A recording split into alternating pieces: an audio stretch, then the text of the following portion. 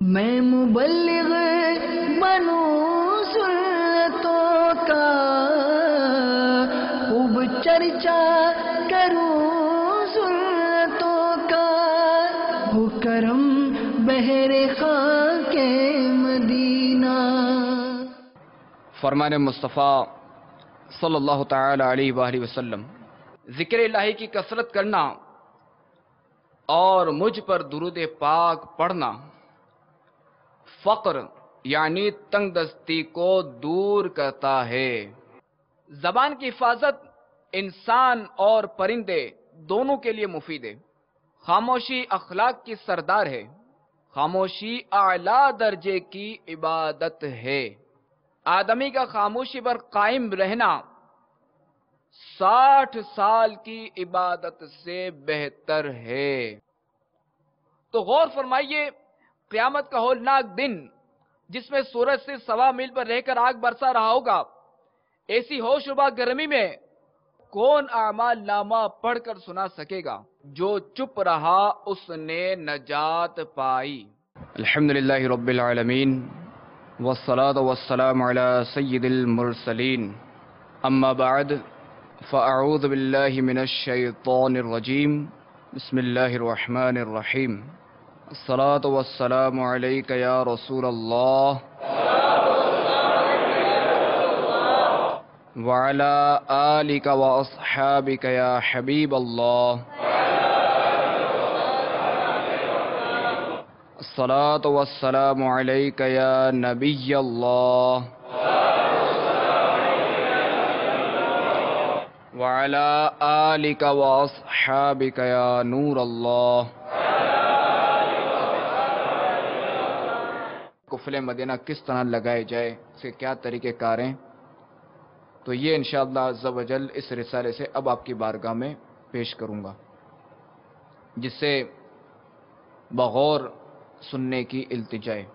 واقعی اگر کوئی انسان بولنے سے قبل تولنے یعنی غور کرنے کی عادت ڈالے تو اس سے اپنی بے شمار فضول باتیں خود ہی محسوس ہونی شروع ہو جائیں۔ صرف فضول باتیں ہوں تو اگرچہ گناہ نہیں، مگر کئی طرح کے نقصانات ان میں موجود ہیں۔ مثلا ان باتوں میں زبان چلانے کی زحمت ہوتی اور قیمتی وقت برباد ہوتا ہے۔ اگر اتنی دیر ذکر اللہ یا دینی مطالعہ کر لیا جائے یا کوئی سنت بیان کر دی جائے تو ثواب کا انبار لگ جائے۔ اسی طرح معاذ اللہ کہیں دہشت گردی کی واردات ہو گئی تو بس لوگوں کو فضول بلکہ بعض صورتوں میں گناہوں بری بحث کے لیے ایک موضوع ہی ہاتھ آ گیا۔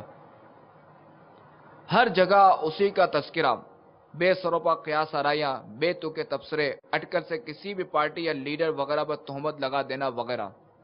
امیر اہل سنت یہاں فرماتے ہیں کہ اکثر یہ گفتگو فضول ہی نہیں بلکہ لوگوں میں خوف و ہراس پھیلنے کا باعث بھی ہے اور افواہیں گرم ہونے کا سبب اور ہنگامے برپا ہونے کی وجہ بھی۔ دھماکوں اور دہشت گردیوں کی وارداتیں سننے سنانے میں نفس کو بے انتہا دلچسپی ہوتی ہے۔ بسا اوقات لب پر دعائیہ الفاظ ہوتے ہیں مگر قلب کی گہرائیوں میں سنسنی خیز خبریں سننے سنانے کے ذریعے حظ یعنی مزے اٹھانے اور لطف اندوز ہونے کا جذبہ چھپا ہوتا ہے۔ کاش نفس کی اس شرارت پہچانتے ہوئے ہم دہشت گردیوں اور دھماکوں کے تذکروں میں دلچسپی لینے سے باز آ جائیں۔ ہاں، مظلومانہ شہادت پانے والوں، زخمیوں اور متاثرہ مسلمانوں کی ہمدردیوں، خدمتوں اور امن و سلامتی کی دعاؤں سے گریز نہ کیا جائے کہ یہ ثواب کے کام ہیں۔ بس جب بھی اس طرح کی گفتگو کرنے سننے کی صورت پیدا ہو تو اپنے دل پر غور کر لینا چاہیے کہ نیت کیا ہے۔ اگر اچھی نیت پائیں تو عمدہ اور بہت عمدہ ہے، مگر اکثر اس قسم کی گفتگو کا حاصل سنسنی سے لطف اندوز ہی پایا جاتا ہے۔ یاد رکھیے کہ زبان اللہ عز و جل کی عظیم نعمت ہے۔ اس کے بارے میں بھی قیامت کے روز سوال ہونا ہے، لہذا اس کا ہرگز بیجا استعمال نہ کیا جائے۔ سیدنا صدیق اکبر رضی اللہ تعالی عنہ قطعی جنتی ہونے کے باوجود زبان کی آفتوں سے بے حد محتاط رہا کرتے تھے۔ احیاء العلوم میں حضرت سیدنا ابوبکر صدیق رضی اللہ تعالی عنہ اپنے مبارک منہ میں پتھر رکھ لیا کرتے تھے تاکہ بات کرنے کا موقع ہی نہ رہے۔ رکھ لیتے تھے پتھر سن ابو بکر دہن میں، اے بھائی زباں پر تو لگا قفل مدینہ۔ میٹھے میٹھے اسلامی بھائیوں اور مدنی چینل کے ناظرین، اگر آپ واقعی خاموشی کی عادت بنانا چاہتے ہیں تو اس پر سنجیدگی سے غور کرنا ہوگا اور خوب مشق کرنی پڑے گی، ورنہ سرسری کوشش سے زبان پر قفل مدینہ لگنا دشوار ہے۔ زبان کے بیجا استعمال کی تباہ کاریوں سے خود کو ڈراتے ہوئے خاموشی کی عادت بنانے کی بھرپور سعی فرمائیے۔ انشاءاللہ عز و جل کامیابی آپ کے قدم چومے گی۔ امیر اہل سنت مزید فرماتے ہیں، مگر کوشش استقامت کے ساتھ ہونی چاہیے۔ انشاءاللہ عز و جل کوشش استقامت کے ساتھ ہوگی تو انشاءاللہ اس کی برکت بھی ظاہر ہوگی اور ہم اس میں کامیاب بھی ہو جائیں گے۔ آئیے ایک کوشش کرنے والے کی استقامت کی حکایت سنتے ہیں۔ حضرت سیدنا ارطا بن منذر رحمت اللہ تعالی علیہ فرماتے ہیں، ایک شخص 40 سال تک خاموش رہنے کی اس طرح مشق کرتا رہا کہ اپنے منہ میں پتھر رکھتا، یہاں تک کہ کھانے یا پینے یا سونے کے علاوہ وہ پتھر منہ سے نہ نکلتا۔ یاد رہے پتھر اتنا چھوٹا نہ ہو کہ حلق سے نیچے اتر کر کسی بڑی مشکل میں ڈال دے۔ نیز روزے کی حالت میں منہ میں پتھر نہ رکھا جائے کہ اس کی مٹی وغیرہ حلق میں جا سکتی ہے۔ امیر اہل سنت یہاں ایک تابعی بزرگ کا تذکرہ فرماتے ہیں کہ جو اپنی گفتگو لکھ کر محاسبہ کرتے تھے۔ حضرت سیدنا ربیع بن خثیم علیہ رحمت اللہ الکریم نے 20 سال تک دنیاوی بات زبان سے نہیں کی۔ جب صبح ہوتی تو قلم دوات اور کاغذ لے لیتے اور دن بھر جو بولتے اسے لکھ لیتے اور شام اس لکھے ہوئے کے مطابق اپنا محاسبہ فرماتے۔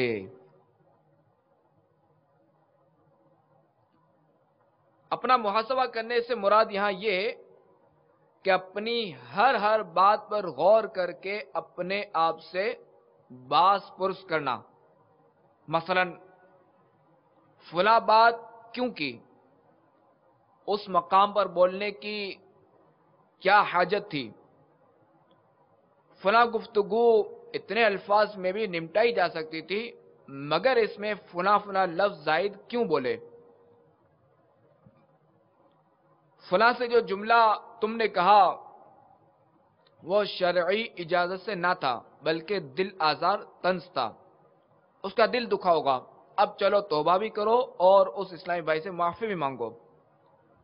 اس بیٹھک میں کیوں گئے جبکہ معلوم ہے کہ وہاں فضول باتیں بھی ہوتی ہیں، اور فلاں بات میں تم نے ہاں میں ہاں کیوں ملائی تھی، وہاں تمہیں غیبت بھی سننی پڑ گئی تھی بلکہ تم نے غیبت سننے میں دلچسپی بھی لی تھی، چلو پکی توبہ اور ایسی بیٹھکوں سے دور رہنے کا بھی عہد کرو۔ اس طرح سمجھدار آدمی اپنی گفتگو بلکہ روزمرہ کے جملہ معاملات کا محاسبہ کر سکتا ہے۔ یوں گناہ، بے احتیاطیاں، اپنی بہت ساری کمزوریاں اور خامیاں سامنے آ سکتی اور اصلاح کا سامان ہو سکتا ہے۔ دعوت اسلامی کے مدنی ماحول میں محاسبے کو فکر مدینہ کہتے ہیں۔ اور دعوت اسلامی میں روزانہ کم از کم 12 منٹ فکر مدینہ کرنے اور اس دوران مدنی انعامات کا رسالہ پر کرنے کا ذہن دیا جاتا ہے۔ ذکر و درود ہر گھڑی ورد زباں رہے، میری فضول گوئی کی عادت نکال دو۔ حضرت سیدنا ابو عبداللہ رحمۃ اللہ تعالی علیہ فرماتے ہیں کہ میں نے سنا کہ ایک عالم صاحب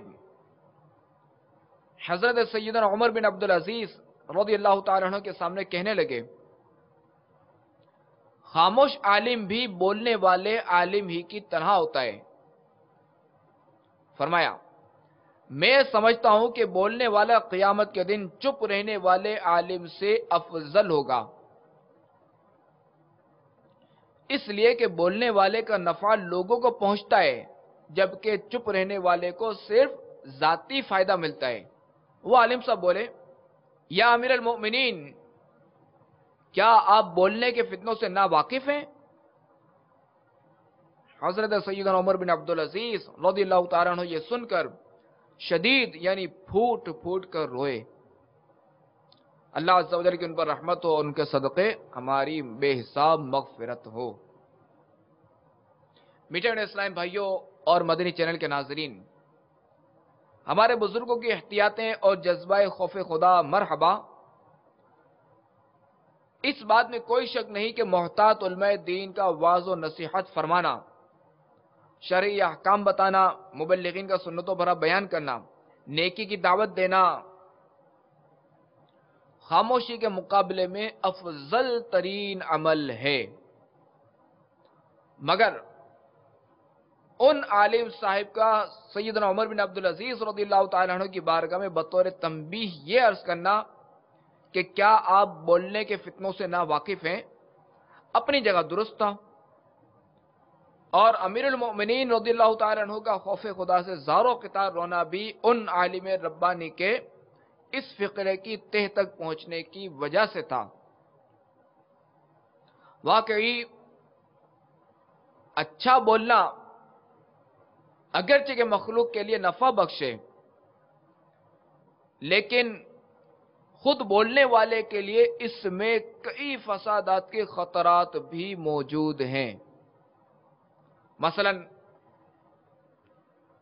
اگر اچھا مبلغ ہے تو اپنی فصاحت و بلاغت اور گفتگو کی روانی پر دوسروں کی طرف سے ملنے والی داد و تحسین کے سبب یا صرف اپنی صلاحیت پر گھمنڈ کے باعث یا اپنے آپ کو کچھ سمجھنے اور دوسروں کو حقیر جاننے یا صرف نفسانیت کی وجہ سے دوسروں پر دھاک بٹھانے اور اپنی واہ واہ کروانے کی خاطر خوب محاورات و عمدہ فقرات وغیرہ کی ترکیبیں کرتے رہنے، نیز اس کے لیے ادق یعنی مشکل یا خوبصورت الفاظ بولنے وغیرہ وغیرہ کے فتنوں میں پڑ سکتا ہے۔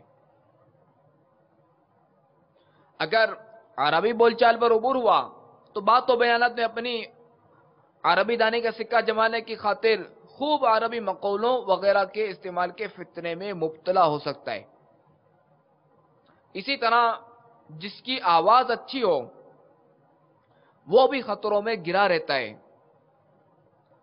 چونکہ لوگ اکثر ایسوں کی تعریف کرتے ہیں جس پر پھول کر اس کے مغرور ہو جانے۔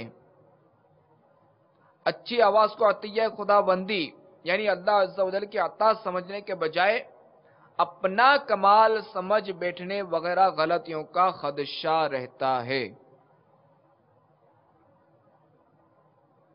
تو ان عالم ربانی کی بولنے کے متعلق تنبیہ بجا ہے، اور واقعی جو مبلغ مذکورہ مذموم صفات رکھتا ہو اس کا بولنا اس کے اپنے حق میں بہت بڑا فتنہ اور بربادی آخرت کا سامان ہے، اگرچہ مخلوق کو اس سے نفع پہنچتا ہو۔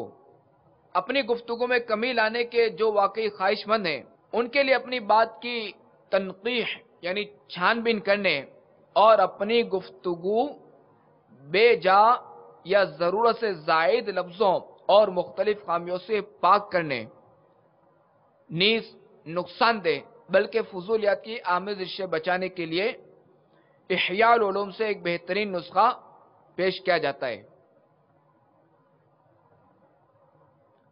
چنانچہ حجت الاسلام حضرت سیدنا امام محمد بن محمد غزالی علیہ رحمۃ اللہ الوالی کے فرمانے والا شان کا خلاصہ ہے، گفتگو کی 4 قسمیں۔ نمبر 1، مکمل نقصان دہ بات۔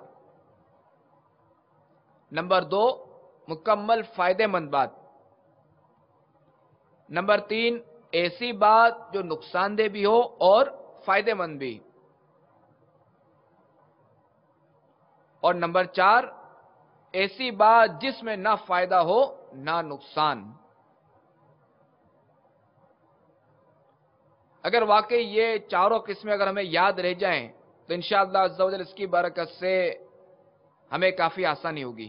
بس پہلی قسم کی بات جو کہ مکمل نقصان دہ، اس سے ہمیشہ پرہیز ضروری ہے۔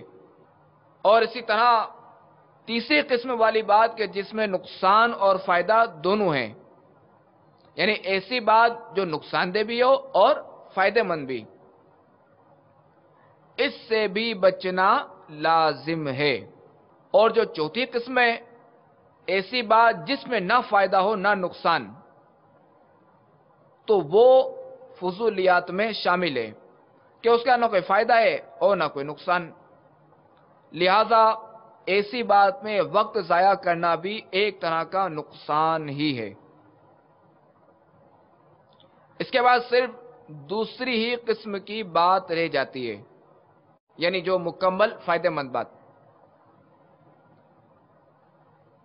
یعنی باتوں میں سے 3/4 یعنی 75% تو قابل استعمال نہیں، اور صرف 1/4 یعنی 25% بات جو کہ فائدہ مند ہے، بس وہی قابل استعمال ہے۔ مگر خیال رہے کہ اس قابل استعمال بات کے اندر بھی ایک باریک قسم کی ریاکاری، بناوٹ، غیبت، جھوٹے مبالغے، میں کرنے کی آفت، یعنی اپنی فضیلت و پاکیزگی بیان کر بیٹھنے وغیرہ وغیرہ اندیشے ہیں۔ نیز فائدہ مند گفتگو کرتے کرتے فضول باتوں میں جا پڑنے، پھر اس کے ذریعے مزید آگے بڑھتے ہوئے اس میں گناہ کا ارتکاب ہو جانے وغیرہ وغیرہ خدشات شامل ہیں۔ اور یہ شمولیت ایسی باریک ہے جس کا علم نہیں ہوتا، لہذا اس قابل استعمال بات کے ذریعے بھی انسان خطرات میں گھرا رہتا ہے۔ چپ رہنے میں 100 سکھ ہے، تو یہ تجربہ کر لے، اے بھائی زباں پر تو لگا قفل مدینہ۔ میٹھے میٹھے اسلامی بھائیوں اور مدنی چینل کے ناظرین، عقل مند پہلے بات تولتا ہے پھر منہ سے بولتا ہے،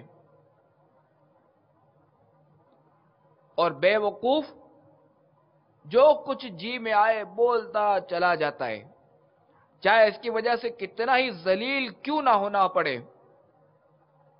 چنانچہ حضرت سیدنا حسن بصری رحمت اللہ تعالی علیہ فرماتے ہیں، لوگوں میں مشہور تھا کہ عقل مند کی زبان اس کے دل کے پیچھے ہوتی ہے، اور وہ بات کرنے سے پہلے اپنے دل سے رجوع کرتا ہے، یعنی غور کرتا ہے کہ کہوں یا نہ کہوں، اگر مفید ہوتی ہے تو کہتا ہے ورنہ چپ رہتا ہے۔ جبکہ بے وقوف کی زبان اس کے دل کے آگے ہوتی ہے کہ ادھر یعنی دل کی طرف رجوع کرنے کی نوبت ہی نہیں آتی، بس جو کچھ زبان پر آیا کہہ دیتا ہے۔ تو میٹھے میٹھے اسلامی بھائیوں اور مدنی چینل کے ناظرین، یاد رکھیے ہمارے میٹھے میٹھے آقا مکی مدنی مصطفیٰ صلی اللہ تعالی علیہ وآلہ وسلم نے کبھی بھی اپنی زبان حق کے ترجمان سے کوئی فالتو لفظ ادا نہیں فرمایا، اور نہ ہی کبھی قہقہا لگایا۔ کاش یہ خاموشی اور زور سے نہ ہنسنے کی سنتیں بھی عام ہو جائیں۔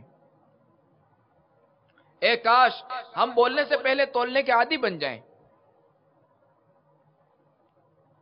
تولنے کا طریقہ یہ ہے کہ اس سے پہلے کہ الفاظ زبان سے ادا ہوں، اپنے دل سے سوال کر لیا جائے کہ اس بولنے کا مقصد کیا ہے.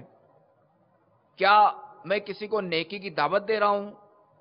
کیا یہ بات جو میں بولنا چاہتا ہوں اس میں میرا یا کسی دوسرے کا بھلا ہے؟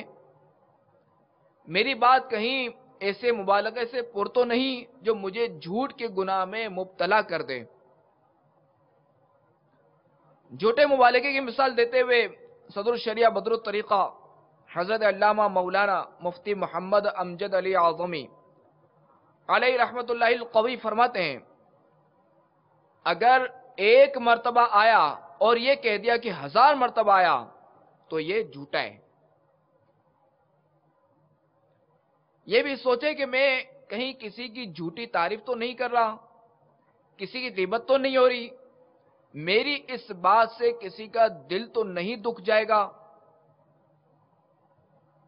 بول کر ندامت کے سبب رجوع کرنے یا سوری کہنے کی نوبت تو نہیں آئے گی، تھوک کر چاٹنے یعنی جوش میں کہی ہوئی بات واپس تو نہیں لینی پڑے گی، کہیں اپنا یا کسی دوسرے کا راز فاش تو نہیں کر بیٹھوں گا.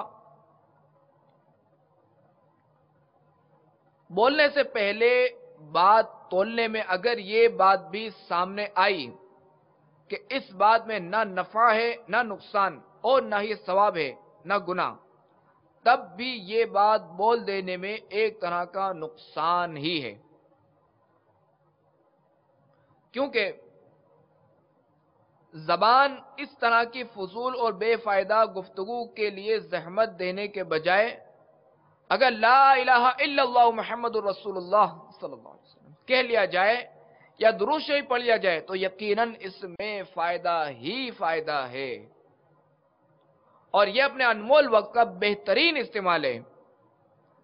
ایسے عظیم فائدے کا ضائع ہونا بھی لازماً نقصان ہی ہے. ذکر و درود ہر گھڑی ورد زباں رہے، میری فضول گوئی کی عادت نکال دو. میٹھے میٹھے اسلامی بھائیوں اور مدنی چینل کے ناظرین، فضول گوئی گناہ نہ صحیح مگر اس میں محرومیاں اور کافی نقصانات موجود ہیں، لہذا امیر اہل سنت فرماتے ہیں کہ اس سے بچنا بے حد ضروری ہے. کاش کاش اے کاش خاموشی کی عادت ڈالنے کے لیے زبان پر قفل مدینہ لگانے کی سعادت مل جاتی. حضرت سیدنا مبرق عجلی رحمت اللہ تعالی علیہ فرماتے ہیں کہ ایک ایسا معاملہ جسے میں 20 سال تک حاصل کرنے کی کوشش کرتا رہا لیکن پا نہ سکا، مگر پھر بھی اس کی طلب نہیں چھوڑی. پوچھا گیا وہ اہم چیز کیا ہے؟ فرمایا خاموش رہنا. تو خاموشی کے طلبگار کو چاہیے کہ زبان سے کرنے کے بجائے روزانہ تھوڑی بہت باتیں لکھ کر یا اشارے سے بھی کر لیا کرے. انشاءاللہ عز و جل اس طرح خاموشی کی عادت شروع ہو جائے گی. الحمدللہ عز و جل دعوت اسلامی کی طرف سے امیر علیہ سنت دامت برکاتہم العالیہ نے اپنے اسلامی بھائیوں کو مدنی انعامات کا گلدستہ جو عطا فرمایا ہے، اس میں ایک مدنی انعام یہ بھی ہے، کیا آج آپ نے زبان کا قفل مدینہ لگاتے ہوئے فضول گوئی سے بچنے کی عادت ڈالنے کے لیے کچھ نہ کچھ اشارے سے اور کم از کم 4 باتیں لکھ کر گفتگو کی؟ خاموشی کی عادت بنانے کی کوشش کے دوران ایسا بھی ہو سکتا ہے کہ فضول گوئی سے بچنے کی کوشش میں چند روز کامیابی ملی مگر پھر بولنے کی عادت حسب معمول ہو جائے. اگر ایسا ہو بھی تو ہمت مت ہاریے، بار بار کوشش کیجئے، جذبہ سچا ہوا تو انشاءاللہ عز و جل کامیابی ضرور حاصل ہوگی. مزید امیر علیہ سنت فرماتے ہیں خاموشی کی عادت بنانے کی مشق کرنے کے دوران اپنا چہرہ مسکراتا رکھیں تاکہ کسی کو یہ نہ لگے کہ آپ اس سے ناراض ہیں، جبھی تو منہ پھلایا ہوا ہے. تو یہ بھی خیال رہے کہ خاموشی کی کوشش کے دنوں میں غصہ بڑھ سکتا ہے، لہذا اگر کوئی آپ کا اشارہ نہ سمجھ پائے تو ہرگز اس پر غصے کا اظہار نہ کیجیے کہ کہیں بیجا دل آزاری وغیرہ کا گناہ نہ کر بیٹھیں، اور اس کا بھی خیال رکھنا ہے کہ اشارے وغیرہ سے گفتگو صرف انہی کے ساتھ مناسب رہتی ہے جن کے ساتھ آپ کی ذہنی ہم آہنگی ہو۔ اجنبی یا نامانوس آدمی ہو سکتا ہے کہ اشارے وغیرہ کی گفتگو کے سبب آپ سے ناراض ہو جائے، لہذا اس کے ساتھ ضرورتاً زبان سے بات چیت کر لیجئے، بلکہ کئی صورتوں میں زبان سے بولنا واجب بھی ہو جاتا ہے، مثلا ملاقاتی کے سلام کا جواب وغیرہ۔ کسی سے ملاقات کے وقت سلام بھی اشارے سے نہیں زبان سے کرنا سنت ہے۔ یوں ہی دروازے پر کوئی دستک دے اور اندر سے پوچھا جائے کون ہے تو جواب میں باہر والا مدینہ کھولو میں ہوں وغیرہ نہ کہے، بلکہ سنت یہ ہے کہ اپنا نام بتائے۔ امیر علیہ سنت فرماتے مزید ہونٹوں سے شش شش کی آواز نکال کر کسی کو بلانا یا متوجہ کرنا اچھا انداز نہیں۔ نام معلوم ہونے کی صورت میں مدینہ کہہ کر بھی نہیں، بلکہ نام یا کنیت سے پکارے کہ سنت ہے کہ اگر کسی اسلامی بھائی کا نام معلوم ہے تو اب آپ نے مدینہ کہہ کر نہیں پکارنا، بلکہ ان اسلامی بھائی کا نام لے کر پکارنا ہے، یا اگر وہ کنیت سے مشہور ہیں تو اب انہیں کنیت سے بلانا ہے۔ خصوصاً استنجا خانوں اور گندی جگہوں پر مدینہ کہہ کر پکارنے سے بچنے کی سخت ضرورت ہے۔ اگر نام معلوم نہ ہو تو اس مقام کے عرف کے مطابق مہذب انداز میں پکارا جائے۔ مثلا ہمارے معاشرے میں عموماً نوجوان کو بھائی جان، بھائی صاحب، بڑے بھائی، اور عمر رسیدہ کو چچا جان، بزرگوں وغیرہ کہہ کر پکارتے ہیں۔ بہرحال جب بھی کسی کو پکارا جائے تو مومن کا دل خوش کرنے کے ثواب کی نیت کے ساتھ اچھے میں اچھا انداز ہو اور نام بھی پورا لیا جائے۔ نیز موقع کی مناسبت سے آخر میں لفظ بھائی یا صاحب وغیرہ کا اضافہ بھی ہو، اور آپ جن کو بلا رہے ہیں اگر انہوں نے حج کیا ہے تو حاجی کا لفظ بھی شامل کر لیا جائے، اور جس کو پکارا گیا وہ لبیک یعنی میں حاضر ہوں کہے۔ الحمدللہ عز و جل دعوت اسلامی کے مدنی ماحول میں اکثر کسی کی پکار پر جواباً لبیک کہا جاتا ہے، جو کہ سننے میں بہت بھلا معلوم ہوتا ہے۔ اس سے مسلمان کے دل میں خوشی داخل ہو سکتی ہے۔ نیز صحابہ کرام علیہم رضوان کا شہنشاہ خیر الانام صلی اللہ تعالی علیہ وآلہ وسلم کے یاد فرمانے یعنی بلانے پر لبیک کے ساتھ جواب دینا احادیث میں مذکور ہے۔ اس کے علاوہ ایک ولی اللہ کے فعل سے بھی اس کا ثبوت ملتا ہے۔ چنانچہ کروڑوں حملیوں کے عظیم پیشوا حضرت سیدنا امام احمد بن حنبل رحمت اللہ تعالی علیہ سے مسئلہ پوچھنے کے لیے انہیں جب کوئی اپنی طرف متوجہ کرتا تو آپ رحمت اللہ تعالی علیہ اکثر لبیک فرماتے۔ مسنون دعاؤں کی مشہور کتاب حسن حسین میں ہے جب کوئی شخص تجھے بلائے تو جواب میں کہے لبیک۔ امیر اہل سنت دامت برکاتہم العالیہ نے خاموشی کی برکت کی 3 مدنی بہاریں تحریر فرمائی ہیں جو کہ انشاءاللہ عز و جل آپ کی بارگاہ میں پیش کرنے کی سعادت حاصل کروں گا۔ ایک اسلامی بہن کی تحریر کا لب لباب ہے۔ دعوت اسلامی کے اشاعتی ادارے مکتبۃ المدینہ کی طرف سے جاری کردہ خاموشی کی اہمیت پر مبنی سنتوں بھرے بیان کی کیسٹ سن کر میں نے زبان کے قفل مدینہ کی ترکیب شروع کی، یعنی خاموشی کی عادت ڈالنے کا سلسلہ کیا۔ 3 ہی دن میں مجھے اندازہ ہو گیا کہ پہلے میں کس قدر فالتو باتیں کیا کرتی تھی۔ الحمدللہ عز و جل خاموشی کی برکت سے مجھے اچھے اچھے خواب نظر آنے لگے۔ فضول گوئی سے بچنے کی کوشش کے تیسرے دن میں نے مکتبۃ المدینہ کی جاری کردہ سنتوں بھرے بیان کی ایک مزید آڈیو کیسٹ بنام اطاعت کسے کہتے ہیں سنی۔ رات جب سوئی تو الحمدللہ عز و جل کیسٹ میں بیان کردہ ایک واقعہ مجھے خواب میں دکھائی دینے لگا۔ جنگ کا نقشہ تھا۔ سرکار مدینہ صلی اللہ تعالی علیہ وآلہ وسلم دشمن کی جاسوسی کے لیے حضرت سیدنا حذیفہ رضی اللہ تعالی عنہ کو روانہ کرتے ہیں۔ وہ کفار کے خیموں کے پاس پہنچتے ہیں تو انہیں کفار کے سردار حضرت ابو سفیان، جو کہ اس وقت تک مسلمان نہیں ہوئے تھے، کھڑے ہوئے نظر آتے ہیں۔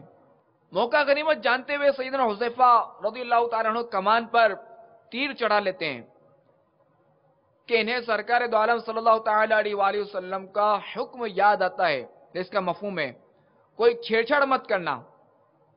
چنانچہ اپنے مدنی امیر کی اطاعت کرتے ہوئے تیر چلانے سے باز رہتے ہیں، پھر حاضر ہو کر تاجدار رسالت صلی اللہ تعالی علیہ وآلہ وسلم کی خدمت بابرکت میں کارکردگی پیش کرتے ہیں۔